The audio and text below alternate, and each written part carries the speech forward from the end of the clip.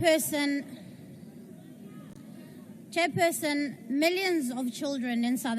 for millions of children in South Africa, education is the bridge between poverty and opportunity.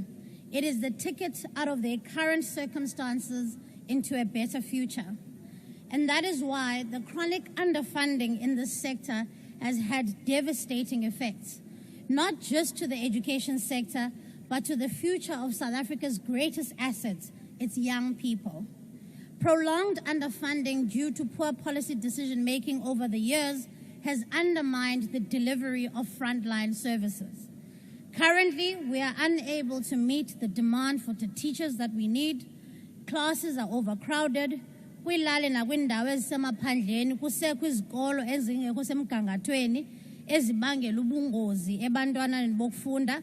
And in many cities, parents are struggling to find places for their children in schools. And all of these realities, members, make it difficult for quality learning and teaching to take place. And it is for this reason that we need to move with urgency to turn the situation around. Our reforms must be clear, they must be swift, and indeed, Minister of Finance, they must be funded. In just 7 months, the Department of Basic Education has worked tirelessly to address long-standing challenges that our schooling system is facing.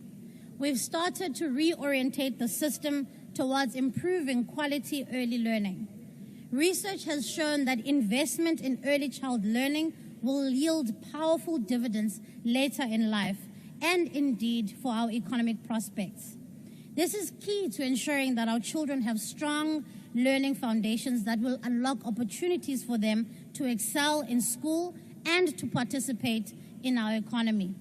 And so to achieve this, we are focusing on the following: expanding ECD access for children, ensuring that the Funza Lushaka bursary scheme prioritizes students pursuing foundation phase teaching, reviewing the post-provisioning norms to reduce large class sizes and improve learning outcomes in the foundation phase, updating the national catalog of learning and teaching material to improve curriculum delivery, and protecting teaching and learning time. Chair, the quality of teaching and learning cannot take place in a learning environment that lack dignity and are unsafe. And that is why we remain resolute in eradicating all pit toilets that were identified in 2018 by March 2025. And while this is proving to be incredibly challenging, it is a moral imperative that we dare not give up on. Ngapha koko kukhona izikolo eziyi-1,000 ebezingena toilets ezifumene ukubonelelwa zakhelwa. To improve accountability at a provincial level for the rollout of school infrastructure, we will review the regulations that speak to the norms and standards of public school infrastructure. Governments must be held accountable by their citizens and the recipients of their services. And South Africans must know that in us, they have a responsible and a responsive government. To improve safety of school infrastructure, with the help of a corporate partner, Vodacom, we've launched the Safe Schools application, a digital platform that empowers communities to report issues of unsafe toilets and monitor school infrastructure in real time.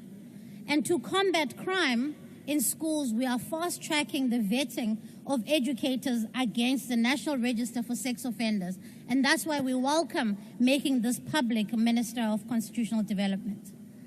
Chairperson, the BELA Act implementation continues. As indicated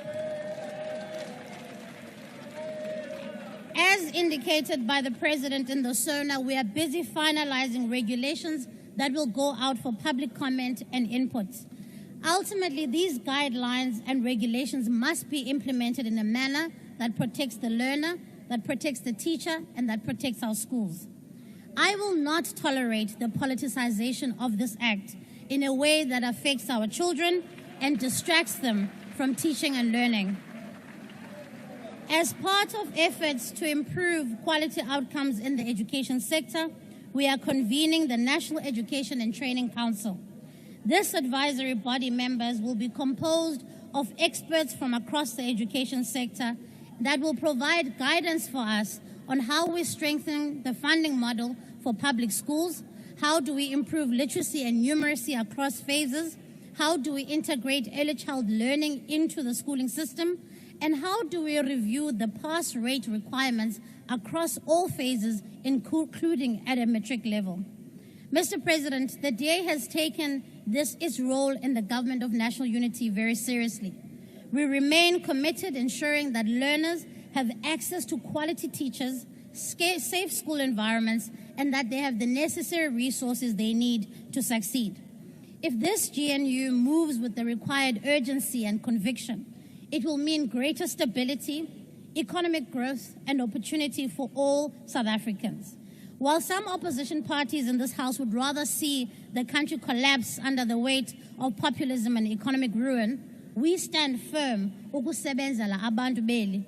Kaloku mongameli sithunyiwe eburhulumenteni ngabantu ebebephelelwe lithemba asindoze ke sizobadanisa ngoku. Honourable Minister, your The future time of has South expired. Africa, the future of South Africa depends on the education we provide today.